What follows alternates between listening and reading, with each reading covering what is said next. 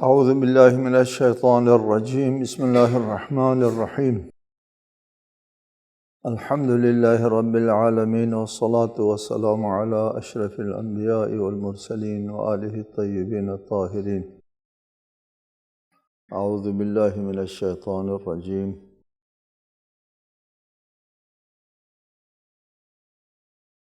وَكُلَّ إِنسَانٍ أَلْزَمْنَاهُ طَائِرَهُ فِي عُنُقِهِ وَنُخْرِجُ لَهُ يَوْمَ الْقِيَامَةِ كِتَابًا يَلْقَاهُ مَنشُورًا، اور ہم نے ہر انسان کا عمل اس کے گلے میں لٹکا رکھا ہے،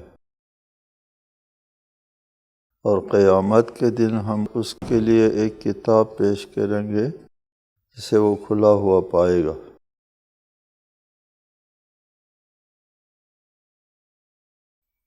وَكُلَّ إِنسَانٍ أَلْزَمْنَاهُ طَائِرَهُ فِي عُنُقِهِ، ہر انسان کو اس کا عمل جو ہے وہ اس کے گردن میں آویزاں ہے۔ عمل کو یہاں طائر کہا ہے۔ عربوں میں یہ محاورہ تھا یا ایک سوچ تھی، ایک وہم و گمان، توہم پرستی تھی کہ وہ پرندوں میں بدشگونی کا وہ اظہار کرتے تھے۔ مثلاً جہاں کہیں اگر کوا آتا ہے بولتا ہے تو وہ یا غراب البین، اے جدائی کا غراب، وہ جدائی کی علامت۔ اچھے بدشگونی اور نیک شگونی جو ہے وہ پرندوں کے ساتھ وابستہ کرتے تھے۔ یہ عربوں کا محاورہ ہے۔ اس آیہ مجیدہ میں عمل کو طائر کہا ہے۔ عمل کو طائر کیوں کہا ہے کہ عمل طائر ہے؟ بعض اہل تحقیق فرماتے ہیں کہ عمل چونکہ انرجی ہے، انرجی تو ہوا میں ہوتی ہے، فضا میں ہوتی ہے، اس لیے عمل کو طائر کہا ہے۔ اور قیامت کے دن وہ فضا میں جو آپ کا عمل جو ہے انرجی کی شکل میں ہے، وہ پھر دوبارہ متشکل ہو جائے گی اور آپ کے سامنے آ جائے گی، کہ ہر انسان کے گردن میں ان کا عمل آویزاں ہے۔ کا مطلب یہ ہے کہ ہر انسان جو ہے وہ اپنے عمل کے دائرے میں مشخص ہوتا ہے، تشخیص ہوتا ہے۔ ہر شخص کی تشخیص اس کے عمل سے ہوتی ہے۔ کل نفس بما کسبت رہینہ، ہر نفس جو اس نے کیا ہے اس کے گروی میں، یعنی اس کے مرہون، یعنی گروی میں، اپنے عمل کی گرفت میں اور گروی میں ہے ہر نفس۔ وہاں گروی کہا ہے، گرفت کہا ہے، یہاں طائرہ فی عنقہ کہا ہے۔ انسان اپنے عمل کے گرفت میں ہے، انسان کی قسمت اس کا اپنا عمل ہے، انسان کی تقدیر اس کا اپنا عمل ہے، انسان کا مستقبل اس کا اپنا عمل ہے۔ انسان عبارت ہے از عمل۔ جس طرح طب والے کہتے ہیں کہ آپ وہی ہیں جو آپ کھاتے ہیں، یعنی صحت کے حوالے سے آپ وہی ہے جو آپ کھاتے ہیں، آپ کے صحت کا دار و مدار آپ کے کھانے سے ہے۔ ادھر دین والے کہیں گے آپ وہی ہے جو آپ کرتے ہیں، آپ کا دار و مدار آپ کے عمل سے ہے، اور اپنے آپ کو آپ عمل کے ذریعے جو ہے وہ خوش قسمت بھی بنا سکتے ہیں، بدقسمت بھی بنا سکتے ہیں۔ وَكُلَّ إِنسَانٍ أَلْزَمْنَاهُ طَائِرَهُ فِي عُنُقِهِ، اس کے گردن میں آویزاں ہے اور وہ اس کے گرفت میں ہے، عمل کی گرفت میں۔ اور قیامت کے دن ہم اس کے لیے ایک کتاب پیش کریں گے جسے وہ کھلا پائے گا۔ کتاب نامہ اعمال کے ساتھ ہم تعبیر کرتے ہیں ہمیشہ اپنا نامہ عمل، آپ کے اعمال کی کتاب، یلقاہ منشورا، وہ نامہ اعمال کھلا ہوا، آپ پائیں گے سامنے آ جائے گا، اقرأ کتابک کفی بنفسک الیوم علیک حسیبا، اقرأ کتابک بنفسک، اب تم اپنی کتاب کو خود پڑھو، آج حساب لینے کے لیے خود تم ہی کافی ہے، تم کو خود پتہ چل جائے گا۔ ما لهذا الکتاب لا یغادر صغیرۃ ولا کبیرۃ الا احصاها، کوئی چیز نہیں چھوڑی، کوئی بڑا گناہ کیا ہے، بڑا عمل بہتر کیا ہے، چھوٹا عمل چھوٹا گناہ ہے، لا یغادر صغیرۃ ولا کبیرۃ الا احصاها، کتاب سامنے یلقاہ منشورا، پھر حکم آئے گا اقرأ کتابک، پڑھ اپنی کتاب۔ وہاں ان پڑھ اور پڑھا لکھا نہیں ہوگا، ہر شخص اپنے سامنے اپنا عمل دیکھ لے گا۔ پڑھنے کا مطلب جو ہے وہ یہ ہے کہ اپنا عمل حاضر پائے گا۔ باقی آیات میں ہے نا، جو کچھ انہوں نے عمل کیا ہے وہ حاضر شدہ پائیں گے۔ لفظ محضر، حاضر شدہ لفظ استعمال کیا ہے قرآن میں، حاضر پائیں گے اپنے عمل کو۔ اور جب کتاب نامہ عمل، ہم اس کو نامہ کہتے ہیں چونکہ ہم دنیا میں مانوس ہے، کسی چیز کو ثبت تحریر میں رکھنے کے لیے ہم کسی نامہ، کسی کتاب اور کسی دفتر کے اس میں شکل میں ہم اس کو مدون کرتے ہیں، اس لیے نامہ اعمال کہتے ہیں۔ قیامت کے دن جو ہمارا نامہ اعمال ثبت ہو رہا ہے، لکھا جا رہا ہے، اور ایک کتاب ہے، نامہ ہے، اس کو کھول کر کے آپ نے پڑھنا ہے، یہ تعبیر ہے ہماری اس دنیا کے مطابق۔ قیامت کے دن اقرأ کتابک، حکم آئے گا پڑھ اپنی کتاب، کفی بنفسک الیوم علیک حسیبا، پڑھ اپنی کتاب۔ کتاب کو یہاں اقرأ پڑھ، پڑھنے کا مطلب وہاں الفاظ لکھے ہوئے ہیں، اور ان الفاظ کو آپ جس طرح کتاب پڑھتے ہیں، قرآن پڑھتے ہیں، اس طرح نہیں ہے، بلکہ سمجھ، دیکھ اپنا عمل۔ اقرأ کفی بنفسک الیوم علیک حسیبا، آج تمہارے اوپر حساب لینے کے لیے خود تو کافی ہے، خود تو کافی ہے، کسی گواہ کی، کسی شاہد کی ضرورت نہیں ہے کہ یہ عمل تم نے کیا ہے یا نہیں کیا ہے، تجھے دکھایا جائے گا کہ عمل تو کر رہا ہے، انجام دے رہا ہے۔ لیکن پھر بھی اللہ تعالیٰ قیامت کے دن بہت سے گواہ بھی ساتھ ساتھ پیش کریں گے۔ خود کافی ہے، اپنا عمل جو ہے کرتے ہوئے دیکھا ہے، قابل انکار نہیں ہے۔ میں کوئی کام کر رہا ہوں نامناسب سا، اور میری فلم بندی ہو گئی ہے، بعد میں مجھے دکھائیں کہ دیکھ تو نہیں یہ کام کر رہا، میں انکار تو نہیں کر سکوں گا، یہی کافی ہے میرے لیے مثلا اپنی دنیا کے۔ لیکن جو اللہ تعالیٰ نے میرے عمل کی تصویر بنائی اور مجھے دکھائے گا قیامت کے دن، کیسے قابل انکار ہے، کافی ہے۔ اس کے باوجود، یہ کافی ہے، اس کے باوجود انسان لیت العال کریں گے، عذر پیش کریں گے، تو اللہ تعالیٰ جو ہے گواہی پیش کریں گے، اعضاء و جوارح گواہ ہوں گے۔ جہاں پر جرم کیا ہے وہ جگہ بھی گواہی دے گی، اور پھر وقت کی حجت گواہ دے گا، اور نبی گواہ دے گا، بہت سے اشہاد، یعنی گواہ بہت زیادہ ہوں گے۔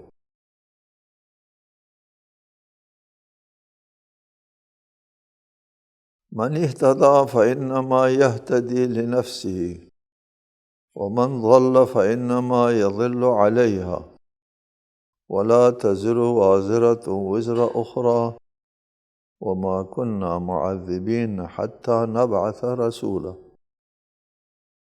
جو ہدایت حاصل کرتا ہے وہ اپنے لیے ہدایت حاصل کرتا ہے، جو گمراہ ہوتا ہے وہ اپنے ہی خلاف گمراہ ہوتا ہے، اور کوئی بوجھ اٹھانے والا کسی دوسرے کا بوجھ نہیں اٹھاتا۔ اور جب تک ہم کسی رسول کو مبعوث نہ کریں عذاب دینے والے نہیں ہیں۔ من اہتدی فإنما یہتدی لنفسہ، ہدایت جو حاصل کرتا ہے اس کا کسی ہادی کے اوپر، ہدایت دینے والے پر احسان نہیں ہے۔ اگر اس کو ہدایت دینے والا اللہ ہے، اللہ پر احسان، رسول ہے، رسول پر احسان نہیں ہے، عالم ہے، مبلغ پر احسان نہیں ہے۔ یہتدی لنفسہ، وہ اپنے لیے ہدایت راستہ، نجات کا راستہ، سعادت کا راستہ، اپنے لیے نجات و سعادت کا راستہ پاتا ہے۔ کسی اور کو اس کا فائدہ نہیں ہے، خود اس کے لیے فائدہ ہے۔ یمنون علیک ان اسلموا، یہ لوگ آپ پر احسان جتاتے ہیں کہ ہم نے اسلام قبول کیا ہے آپ کے کہنے کے اوپر۔ تو قرآن کہتا ہے مت جتاؤ احسان، بلکہ اللہ اس تم پر احسان جتاتا ہے کہ تم کو ان ہداکم للایمان، اللہ نے ہدایت کی، اپنے فائدے کے لیے ہے۔ ومن ضل فإنما يضل علیہا، جو گمراہ ہوتا ہے وہ بھی اپنے علیہ علی نفسی، اپنے نفس کو گمراہی میں ڈالتا ہے، کسی اور کو کوئی نقصان نہیں پہنچتا، خود اپنا نقصان کر رہا ہوتا ہے گمراہ کرنے والا۔ اگر آپ کی ضد میں آ کر، کسی مبلغ کے ضد میں آ کر، کسی حق گو کے ضد میں آ کر کے وہ قبول نہیں کرتا ہے، تو وہ خیال کرتا ہے کہ میں نے اس کی بات نہ مان کر کے اس سے انتقام لیا ہے، وہ اپنے حساب سے نہیں، اس سے انتقام نہیں لیا، اس کا کچھ نہیں بگڑتا۔ ہدایت کرنے والے نے اپنے ہدایت کی بات بتا دی، وہ تمہارے ساتھ ہمدرد تھا، تم کو تباہی سے، ہلاکت سے بچانا چاہتا تھا، تو نہیں بچنا چاہتا ہے، تو اس پر کیا انتقام ہے بات کرنے والے پر؟ اس پر کوئی ضرر نہیں، بلکہ اس نے ہدایت کے لیے جو بات کیا ہے اور اس کا ثواب ملتا ہے، تو یا ہدایت یافتہ ہو یا نہ ہو۔ وَلَا تَزِرُ وَازِرَةٌ وِزْرَ أُخْرَىٰ، کوئی بوجھ اٹھانے والا کسی اور کا بوجھ نہیں اٹھاتا، ہر شخص اپنے عمل کا خود ذمہ دار ہوتا ہے، کسی کے عمل کی ذمہ داری کوئی کسی اور کے اوپر عائد نہیں ہوا کرتی۔ یہ عدل و انصاف بھی نہیں ہے اللہ تعالیٰ کی طرف سے، دنیا میں بھی ایسا نہیں ہوتا جرم میں کروں اور سزا آپ کو دی جائے، نیک عمل میں کروں اور ثواب آپ کو دے دیا جائے، ایسا نہیں ہوتا کہ اپنا بوجھ میں نے اگر گناہ کیا ہے تو میں خود اپنا بوجھ اٹھاؤں گا۔ یہ جو عام طور پر کہا جاتا ہے کہ آپ یہ کام کریں، کوئی نہیں، یہ گناہ نہیں ہے، اگر گناہ ہو تو میری گردن، تمہاری گردن پہ نہیں آئے گا، یہ گناہ کرنے والے کے اپنی گردن پر گناہ رہے گا۔ البتہ تم نے اس کو گمراہ کیا ہے، یہ گمراہ کرنے کے جو تمہارا اپنا عمل ہے یہ بھی تو ایک گناہ ہے نا، اس میں تو ماخوذ ہوگا، لیکن اس کا گناہ تمہارے گردن پر نہیں آئے گا۔ لہٰذا ہر شخص جو ہے وہ اپنے عمل کا خود ذمہ دار ہے، کسی اور کو ذمہ دار نہیں ٹھہرایا جا سکتا۔ البتہ یہاں ایک بات ہے، وہ بات یہ ہے من سن سنتا حسنہ فلہ اجر من عمل بہا ومن سن سنتا سیئہ فعلیہ وزر من عمل بہا۔ یہ ہے کہ ایک اچھی روایت جو ہے وہ آپ ڈال دیتے ہیں، اچھی روایت قائم کرتے ہیں، تو پھر اس وقت دوسرے جو عمل کرتے ہیں آپ کی قائم کردہ روایت پر، تو ان کے عمل کا ثواب جو ہے وہ آپ کو ملے گا، ٹھیک ہے؟ اور عمل اس نے کیا، ثواب آپ کو ملے گا، کیوں؟ اس لیے کہ اس میں آپ کا عمل دخل ہے، اس میں آپ کی شرکت ہے، اس کے عمل خیر کرنے کی۔ مسجد بنا کے دے دی آپ نے لوگوں کو، اور پیش نماز بھی آپ نے بیٹھایا اپنی طرف سے، مثلا وہاں اقامہ جماعت میں آپ کا ہاتھ ہے 100%، تو وہ جماعت کی جو ثواب ہے اس میں سے آپ کو ثواب ملتا رہے گا۔ جتنی دیر تک وہ جماعت قائم رہی، وہ مسجد قائم رہی، وہ صدقہ جاریہ آپ کے لیے وہ ملتا رہے گا۔ وہ یہ نہیں ہے کہ اس نے عمل کیا، یا من سن سنتاً سیئہ، ایک برے عمل کا رواج دیا تو پھر اس کے گناہ جو ہے وہ اس کے اوپر آئے گا، تو ایسا نہیں، گناہ اس نے کیا اور یہ بے گناہ کے ذمہ آ گیا، ایسا نہیں ہے، یہ بے گناہ نہیں ہے، یہ محرک ہے، اس کے اسباب وسائل فراہم کرنے والا یہ ہے اس گناہ کے ارتکاب کے لیے۔ اس گناہ کے ارتکاب میں جس طرح ثواب میں اس کا عمل داخل تھا، اس کو ثواب ملتا ہے، بالکل اسی طرح گناہ میں بھی اس کا عمل داخل تھا، تو اس کو اپنے عمل کی وجہ سے یہ بھی اس کے اپنے عمل میں آتا ہے، نہیں کہ دوسرے کے عمل میں آتا ہے، دوسرے کے عمل میں نہیں آتا۔ دوسروں نے جو عمل کیا ہے وہ اس کی وجہ سے کیا ہے، اس لیے ان کے گناہ جو ہے وہ اس کی گردن پر آ جائے گا، اور وہ جو گناہ کرنے والے ہیں وہ ایسا نہیں کہ وہ ان کے کوئی گناہ نہیں ہوگا، سزا نہیں ہوگی، ان کو بھی سزا ہوگی کہ وہ مرتکب ہو گئے ہیں اس گناہ کے، اور اس کو بھی سزا ہوگی۔ جیسا کہ نماز پڑھنے والوں کے ثواب کم کر کے اس کو نہیں دیا جائے گا جس نے مسجد بنائی ہے، جماعت قائم کی ہے، اس کا ثواب کم کر کے ان کو نہیں دیا جائے گا، ان کو بھی اپنا ثواب جو ملنا تھا ملے گا، اور اس کو اپنے عمل کا ثواب ملے گا۔ اسی طرح ہے کہ جن لوگوں نے جرم کیا ہے وہ مجرم کو بھی وہی وہ گناہ اور عذاب ملے گا، اور یہ سبب بن گیا ہے جرم کا، اس کو بھی یہی گناہ سزا مل جائے گی۔ وَمَا كُنَّا مُعَذِّبِينَ حَتَّى نَبْعَثَ رَسُولًا، اور جب تک ہم رسول مبعوث نہیں کرتے عذاب دینے والے نہیں ہیں، یعنی جب تک ہم حجت پوری نہیں کرتے، اپنا پیغام نہیں پہنچاتے، اس وقت تک ہم عذاب نہیں دیتے۔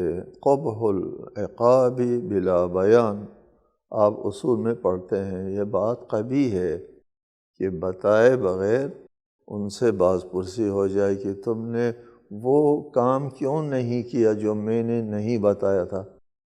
اچھا جی، آپ نے نہیں بتایا تھا وہ کام تو میں نے نہیں کیا، اس لیے آپ نے نہیں بتایا، کیسے کرتا؟ یہ باز پرسی نہیں ہو سکتی کہ جو کام میں نے نہیں بتایا تھا وہ کیوں نہیں کیا۔ یہ اس طرح ہوتا ہے جو کام میں نے بتایا تھا وہ کیوں نہیں کیا ہوتا ہے جی، جو کام میں نے نہیں بتایا تھا وہ کیوں نہیں کیا نہیں ہوتا۔ لہٰذا اللہ تعالیٰ جب تک کسی رسول کو مبعوث نہیں کرے گا اور ان کے اوپر حجت پوری نہیں کرے گا، اس وقت تک جو ہے ان کو عذاب نہیں دے گا۔ اس لیے قبیح ہے بیان حجت تمام ہونے سے پہلے، پیغام پہنچانے سے پہلے باز پرسی کرنا عقلاً قبیح ہے، نہیں ہو سکتا ایسا۔ یہاں سے بحث آتی ہے جاہل قاصر اور جاہل مقصر کی، اور بحث آتی ہے مستضعف کی۔ ایک ہوتا ہے جاہل قاصر اور ایک مقصر۔ مقصر وہ ہے جس تک علم پہنچ سکتا تھا، ان کی دسترس میں تھا، وہ مسلمانوں میں رہتا ہے، علماء کے پاس کی رسائی تھی، لیکن اس نے نہیں سیکھا اور نہ جاننے کی وجہ سے گمراہی میں چلا گیا، تو یہ آدمی ماخوذ ہے، اس تک پیغام پہنچ گیا تھا، اس نے لیا نہیں۔ دوسرا جاہل قاصر ہے، اس تک پیغام پہنچا ہی نہیں تھا، نہیں کہ پہنچا ہے اور نہیں لیا اس نے، جاہل مقصر نہیں ہے، جاہل قاصر، اس تک پیغام پہنچا ہی نہیں تھا۔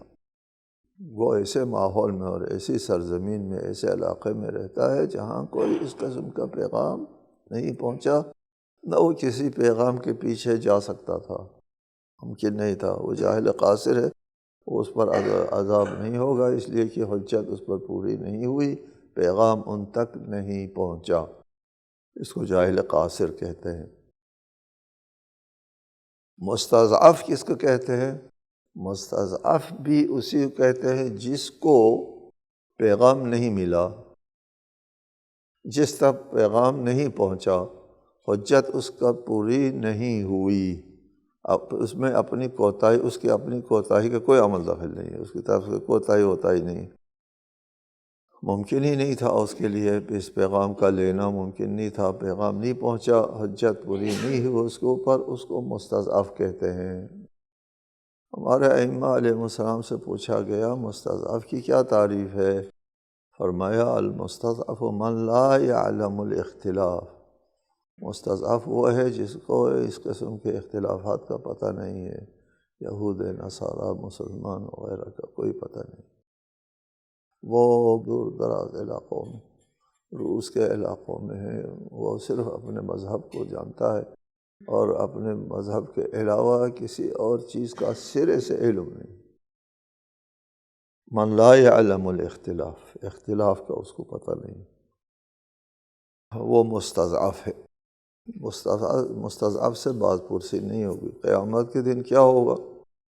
ان کے لیے وہ جنت جائیں گے کیونکہ کوئی نیکی نہیں ہے، جنت جائے، جہنم جائیں گے کیونکہ کوئی گناہ نہیں ہے، جہنم جائے، نہ جہنم جائیں گے یہ لوگ نہ جنت جائیں گے، بلکہ کوئی تیسری قسم کی زندگی ہے، اس میں رہیں گے۔ وَمَا كُنَّا مُعَذِّبِينَ حَتَّى نَبْعَثَ رَسُولًا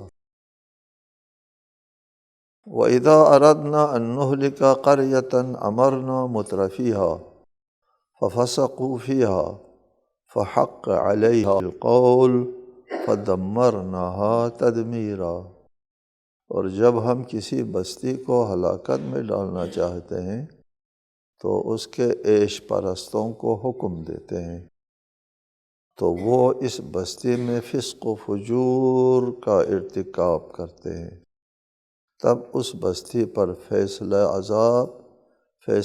عذاب لازم ہو جاتا ہے، پھر ہم اسے پوری طرح تباہ کر دیتے ہیں۔ یہ آیت جو ہے اس کا سمجھنا آسان نہیں ہے۔ اذا اردنا ان نہلک قریۃ، جب ہم ارادہ کرتے ہیں کہ ایک قریے کو، ایک بستی کو تباہ کریں، اب اس بستی کو ہم نے تباہ کرنا ہے، اللہ نے ارادہ کیا،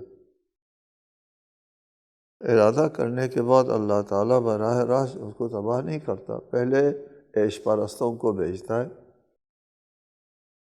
مراعات یافتہ، ثروت مند، دولت والے لوگوں کو خدا جو ہے وہ حکم دیتا ہے، امرنا، ابھی میں ترجمہ کر رہا ہوں،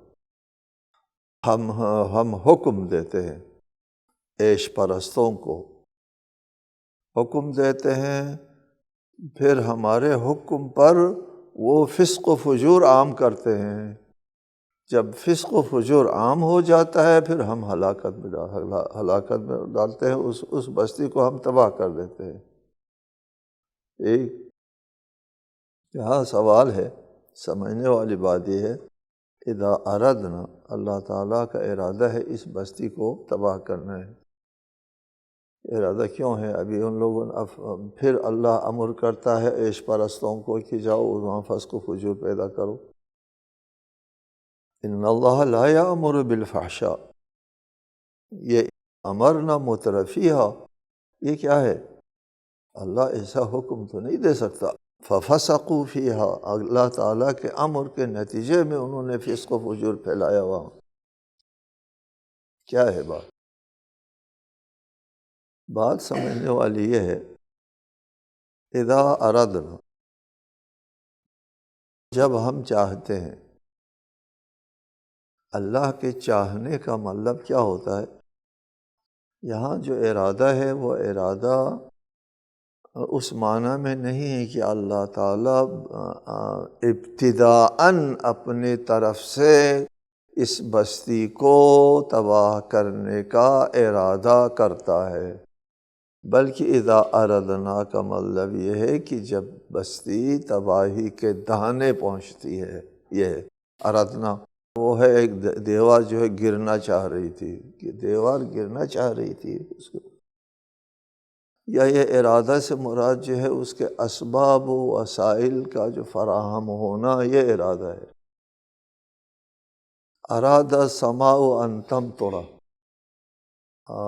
ارادہ یعنی قریب ہے آسمان جو ہے وہ بارش برسائے۔ یہ ارادہ جو ہے وہ ارادنا اس معنی میں آتا ہے کہ یہ معاملہ ہونے ہی والا ہے، نہیں کہ اللہ تعالیٰ کے ارادے سے معاملہ ہو گیا ہے، بلکہ خود سے یہ معاملہ ہونے والا ہے۔ اس کے علل و اسباب جو ہے وہ تیار ہونے والے ہیں۔ کیا ہے وہ علل و اسباب؟ امرنا مترفیہ، ہم حکم دیتے ہیں۔ یہ حکم تکوینی ہے، حکم تشریعی ہے، دونوں نہیں ہے۔ ہم حکم دیتے ہیں، نہ تشریعی ہے نہ تکوینی ہے، بلکہ امرنا کا مطلب یہ ہے کہ ہم وہاں تباہی کے جو علل و اسباب ہے ان علل و اسباب کو وجود میں آنے دیتے ہیں۔ امرنا کا مطلب یہ ہے کہ ہم رکاوٹ نہیں ڈالتے، آنے دو کہتے ہیں، کیونکہ ہم نے ان کو تباہ کرنا ہے اور ان لوگوں نے فسق و فجوری کرنا ہے، لہٰذا ان کے لیے سزا یہ ہے کرنے دو۔ اچھا، یہ مال و دولت اس کو زبردست بڑھ رہی ہے، تو ہم کہتے ہیں کہ یہ آدمی اس قابل نہیں ہے کہ یہ اس کو نجات مل جائے، اس کے مال و دولت بڑھنے دو۔ مال و دولت بڑھنے سے کیا ہوتا ہے؟ انسان کے اندر موجود جو خواہشات ہے وہ خواہشات بیدار ہو جاتی ہے۔ پہلے بھی بتایا آپ کو، بہت زیادہ خواہشات بیدار ہو جاتی ہے، خواہشات کی بڑی سینگیں ہوتی ہیں، تو پھر ہر طرف سینگ مارتا ہے وہ خواہشات۔ جی، خواہشات جب بیدار ہو جائے تو خواہشات کو کنٹرول کرنا جو ہے آپ کے بس میں نہیں ہوتا۔ امرنا مترفیہا ففسقوا فیہا، ہم نے مترفین کے اوپر دولت کو اضافہ کرنے دیا، اور پھر ان لوگوں نے فسق و فجور، جب ان کے خواہشات جو بیدار ہو جاتے ہیں تو وہ کنٹرول کے قابل نہیں ہے، اس لیے وہ فسق و فجور پھیلانا شروع کرتے ہیں۔ اس پر مزید گفتگو ہوگی آئندہ درس میں انشاءاللہ تعالی۔ السلام علیکم۔